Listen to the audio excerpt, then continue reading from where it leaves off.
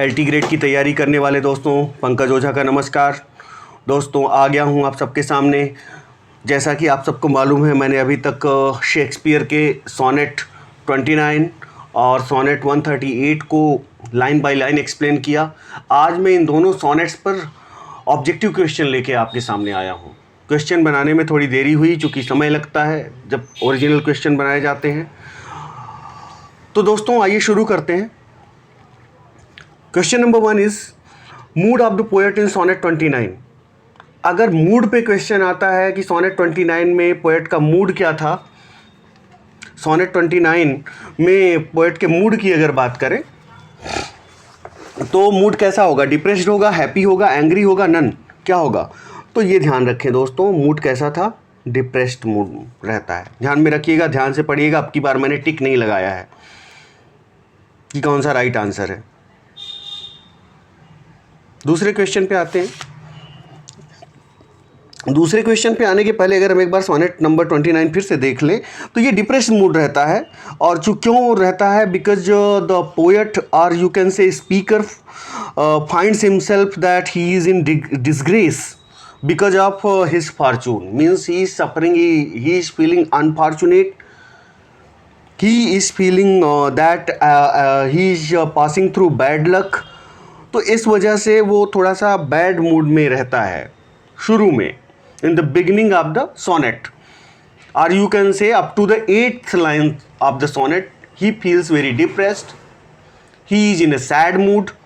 9वीं line से तो फिर उसका मूड बदलता है, तो डिप्रेस्ड इसका आंसर हो जाएगा। Next question, the speaker of the in the sonnet 29 is passing through good fortune, bad luck, illusion, none? बताएं किससे सफ़र कर रहा होता है, किस परिस्थिति से गुजर रहा होता है? The speaker in the sonnet 29 is passing through. Sonnet 29 में स्पीकर किन परिस्थितियों से गुजर रहा होता है? तो बैड लक से गुजर रहा होता है। आप जैसे सोनेट की लाइनें देखेंगे, when in disgrace with fortune and men's eyes. Disgrace with fortune मतलब बैड लक चल रहा है, मेन्स आइज मतलब दूसरे भी उसे अच्छी निगाह से नहीं देख रहे हैं, तो बैड लक से सफ़र कर रहा है। B option. नेक्स्ट क्वेश्चन मेरे प्यारे दोस्तों, the sonnet is written in 14 lines of iambic pentameter, 9 lines of Spenserian stanza, 4 lines of iambic pentameter, none? Easy question, but we have to keep in mind that many times easy questions are very crucial in your selection। तो यहाँ पर ए option is correct. Sonnets में कई तरह के sonnet होते हैं, ये ध्यान रखिएगा। और कई जगह पे मैं आपको बता दूं, यहाँ पे प्रासंगिक तो नहीं है, लेकिन कई जगह पे कर्टेल सोनेट पूछा गया है। तो कर्टेल सोनेट क्या होता है दोस्तों? आप मुझे कमेंट में बताइएगा। अभी मैं थोड़ा सा आपको हिंट दे देता हूँ। यूजुअल सोनेट से छोटा होगा, यूजुअल सोनेट से छोटा होगा जो कर्टेल सोनेट होगा। कितनी लाइनें होंगी? 10.5 होंगी, या तो 10.5 लाइन होंगी, या तो 11 लाइन होगी। ध्यान रखिएगा कर्टेल सोनेट में। कर्टेल सोनेट्स का कॉन्सेप्ट किसने दिया मुझे बताइएगा। वैसे जीएम हॉपकिंस ने दिया है इसका कॉन्सेप्ट, तो ये भी याद रखिएगा। नेक्स्ट क्वेश्चन,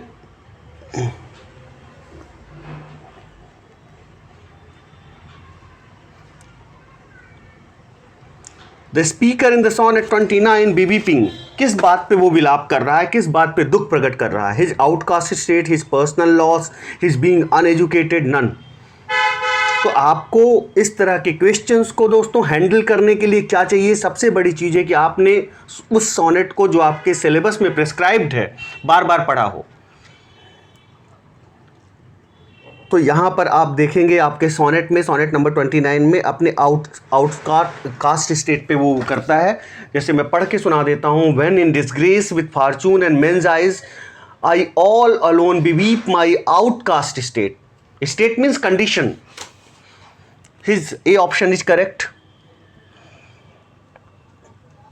और दोस्तों, सोनेट के बारे में, चूँकि सोनेट की चर्चा चल रही है, शेक्सपियर जैसे महान सोनेटियर की बात हो रही है, तो हम आपको बता दें कि सोनेट का ओरिजिन इटली से है और ये इटालियन वर्ड सोनेटो से बना है, जिसका अर्थ क्या होता है? लिटिल साउंड और सॉन्ग।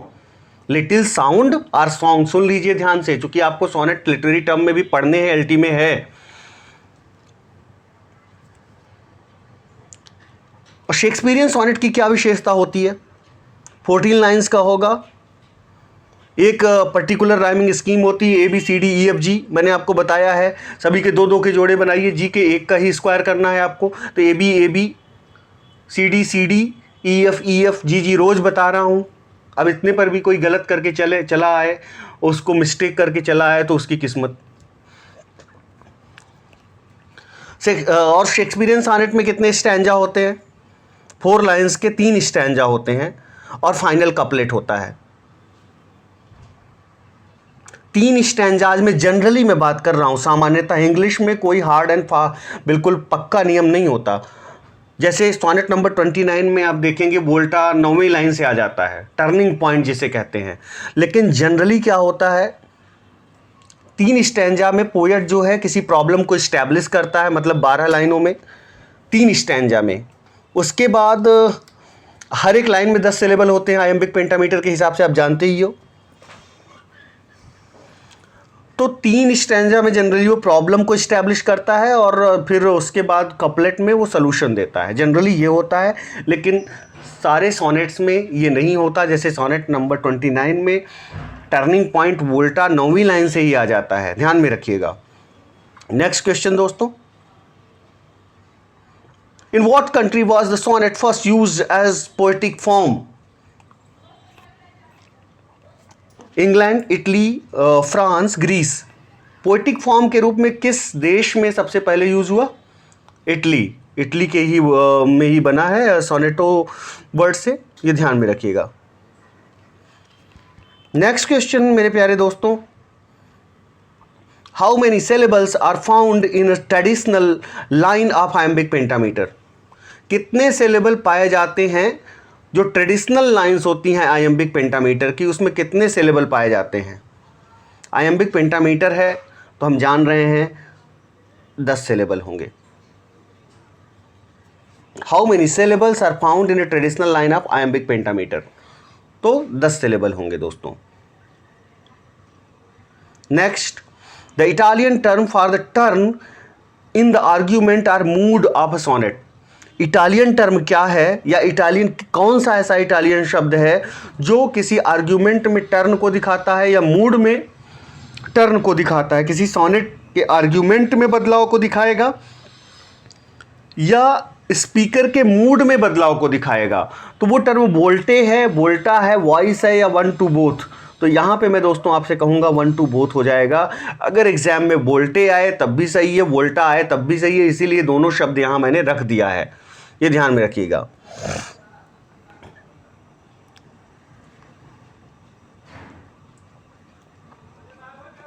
और जो इटालियन सोनेट होता है दोस्तों, शेक्सपियरियन सोनेट से अलग होता है, आप जानते हैं उसमें ऑक्टेव होगा, सस्टेट होगा, और इटालियन सोनेट में ऑक्टेव होगा और एक सस्टेट होगा। 14 लाइंस उसमें भी होंगी, इसमें डाउट नहीं है, लेकिन उसमें ऑक्टेव और सस्टेट होगा। जैसे इसमें 3 क्वार्टरेंस हैं और एक फाइनल कॉपलेट है, लेकिन इस तरह नहीं होता, उसमें ऑक्टेव होगा और सस्टेट होगा। और इसे इटालियन सोनेट को मिल्टॉनिक सोनेट भी कहा जाता है, और एक किस नाम से जाना जाता है मुझे कमेंट में बताइएगा। शेक्सपियरियन सोनेट के बारे में मैं आपको बता ही दिया हूं। अगले क्वेश्चन पे आते हैं। What is the opening line of Shakespeare's sonnet number 138? If we talk about sonnet number 138, the opening line, when my love swears that she is made of truth, B option is correct. Opening line है sonnet number 138 की, ध्यान में रखिएगा। Opening और ending line को पहले से बता दे रहा हूं, ध्यान में रखिएगा। किसी भी पोएम की एलटी के लिहाज से ओपनिंग और एंडिंग लाइन बहुत महत्वपूर्ण है। What is are the major theme of sonnet 138? Major theme क्या है? लव है, फ्लैटरी है, लस्ट है, all of the above. Okay, love है, flattery, all of the above, इसमें ऑल ऑफ द अबव हो जाएगा दोस्तों। नेक्स्ट क्वेश्चन दोस्तों, which figure of speech is use frequently in sonnet number 138? तो कौन सी figure of speech frequently use हुई है? लाई में पन, आपको इस पे मैं बता चुका हूँ, इसलिए यहाँ पर बताने की जरूरत नहीं है। पन is a play upon words. कई बार एक ही शब्द के दो अर्थ होते हैं पन में, एक शब्द होगा उसी के दो अर्थ निकलेंगे, या कई बार दो शब्द होगा, सेम शब्द दो बार रिपीट होगा और दोनों बार उसके अलग अलग अर्थ निकलेंगे। दोनों परिस्थितियों में पन हो जाता है। सोनेट नंबर 138 पब्लिश्ड इन, कहाँ पब्लिश हुआ 138? लंदन मैगजीन में, फर्स्ट फोलियो में, सेकंड फोलियो में, द पैशनेट पिलग्रिम में। पैशनेट पिलग्रिम में पब्लिश हुआ। D option is correct, D option is correct. The passionate Pilgrim 1599 is an anthology of, जो passionate Pilgrim है 1599 में जो पब्लिश होती है उसकी एंथोलॉजी क्या है? वो कितने पोम्स की एंथोलॉजी है, कितने पोम हैं उस एंथोलॉजी में? तो 20 पोम्स हैं, ध्यान रखिएगा। और शायद ये आप चेक कीजिएगा, ये शायद पहली पोम है।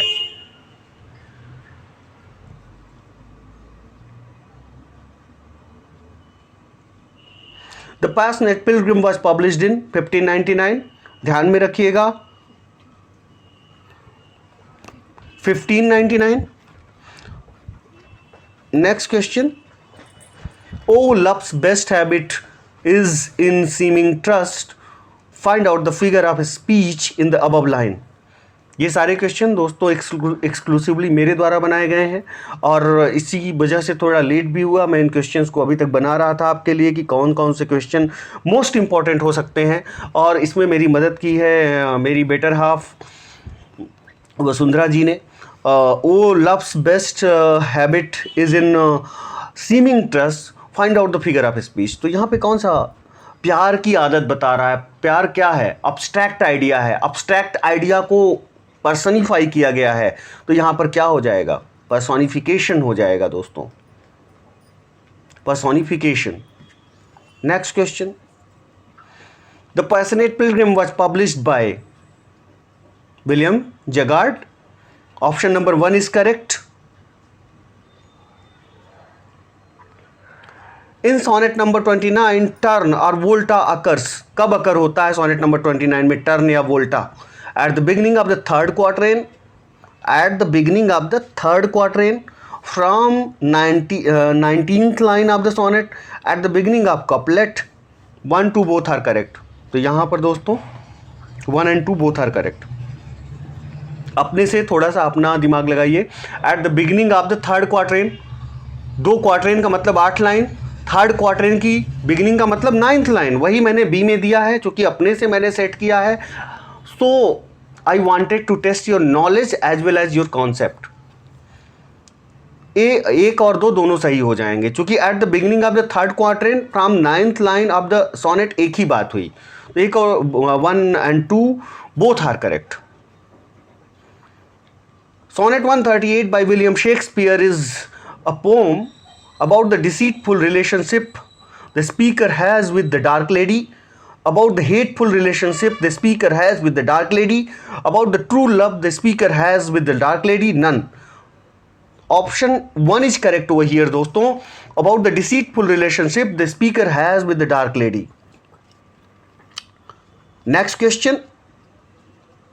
Throughout Sonnet 138, the poet engages with themes of, किस थीम से इंगेज होता है 138 में? कौन सी थीम है? Truth, lies and relationship, mutual dissipation.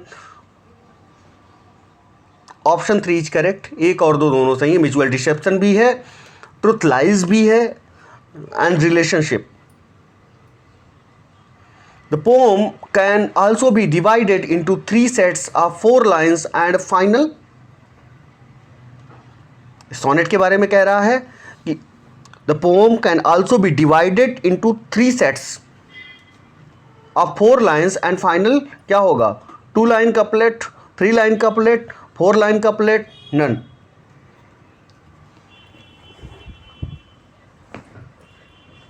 To line couplet, 2 line couplet. Next question मेरे प्यारे दोस्तों, Question number 20, Sonnet 138 presents a candid psychological study of the mistress that reveals many of her honesty, true love, hatred, hypocrisy.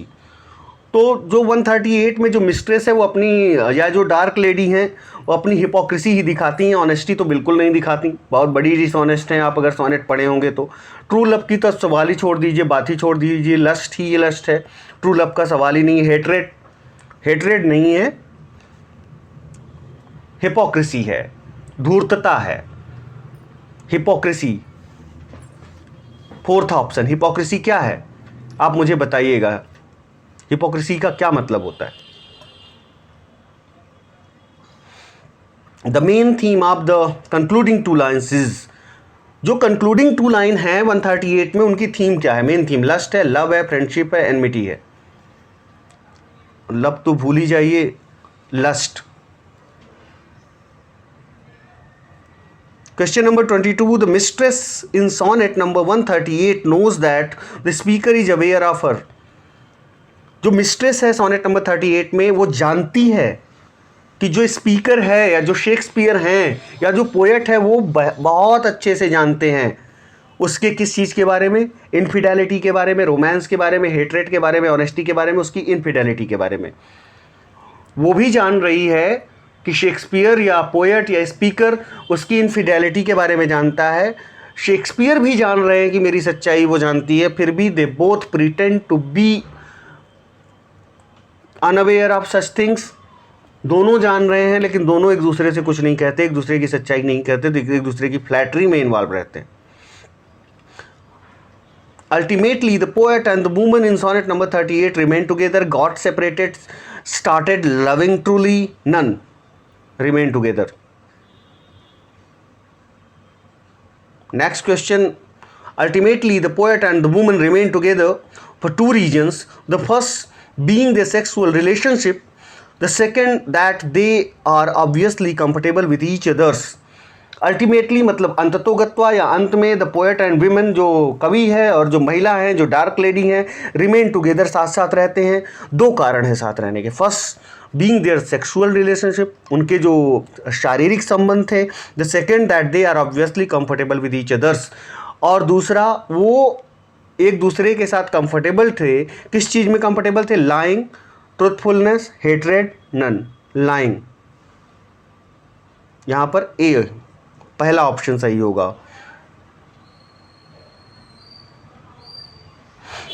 Line के दो अर्थ है, मैंने पहले भी आपको बताया है। Next question 25. What does the speaker compare his good mood to at the end of the sonnet 29? Sonnet 29 में अपने गुड मूड की तुलना विलियम शेक्सपियर ने किससे की है? सनशाइन से की है, लार्क से की है, अ प्रेयर से की है, मनी से की है। लार्क से की है, ध्यान रखिएगा। किससे की है? लार्क से। हैप्पली, 9th लाइन में कहते हैं happily I think on thee and then my state like to the lark at break of the day rising. तो लार्क से कंपेयर करते हैं। Who is the speaker addressing in this sonnet 29? Who is the speaker? God, thee. Who is the speaker addressing in this sonnet 29? किसको address कर रहे हैं? दी को address कर रहे हैं, और दी का मतलब संभवतः या मोस्ट प्रॉब्ली डार्क लेडी से है, जो कि उनकी उन पर उन्होंने सोनेट लिखे। What does the speaker mean when he says he troubles deaf heaven with his bootless cries? What does the speaker mean when he says he troubles deaf heaven with his bootless cries? He can't find his shoes and wants God's help. God doesn't answer his prayers. He doesn't have friends. He broke. तो ये option है दोस्तों, ध्यान रखिएगा। इसमें ABCD लिखना मैं भूल गया या मैंने लिखना प्रिपेयर नहीं किया चूँकि जल्दी से आपको वीडियो देना था। What does the speaker mean when he says troubles deaf heavens with his bootless cries? Bootless का मतलब यहाँ यूजलेस है, तो इसमें पहला ऑप्शन ही can't find his shoes. Boots का मतलब शूज से बिल्कुल नहीं है, तो ये ऑप्शन नहीं होगा। B, he doesn't answer his prayers, God doesn't answer his prayers, तो ये आंसर हो जाएगा आपका दोस्तों। He doesn't have friends, he is broke, नहीं, ये भी नहीं होगा। तो दोस्तों अगले क्वेश्चन पे आते हैं। This sonnet is an example of what kind of poetry? किस तरह की पोइट्री का उदाहरण है? लिरिक है, सोनेट लिरिक ही होता है। यहाँ पर मैं ये राइट मार्क हटाना भूल गया था, आज मैं आपको देना नहीं चाह रहा था क्योंकि मैंने बहुत अच्छे से पढ़ाया है and I wanted to test your knowledge. तो दोस्तों ये यहीं तक है, ध्यान में रखिएगा, ये सारे क्वेश्चन मोस्ट इंपॉर्टेंट हैं, 30+ क्वेश्चंस हैं। एंड आई होप कि आपको आज से Shakespeare as a poet, not as a dramatist, यहाँ से फिनिश होते हैं। इतना आप ज़रूर तैयार कर लीजिएगा जितना मैंने पढ़ाया है। ज़्यादा स्टडी मटेरियल के पीछे मत भागिएगा, नहीं तो स्टडी मटेरियल पे उसकी कोई लिमिट नहीं है and you will and up in frustration if you run too much behind study materials. ये स्टडी मटेरियल जो मैं दे रहा हूँ that is more than enough I think. Okay दोस्तों, चैनल को ज़्यादा से ज़्यादा शेयर कीजिए, लाइक कीजिए, सब्सक्राइब कीजिए ताकि ज़्यादा से ज़्यादा लोगों तक पॉजिटिविटी और गुडनेस पहुँच सके। Thank you very much.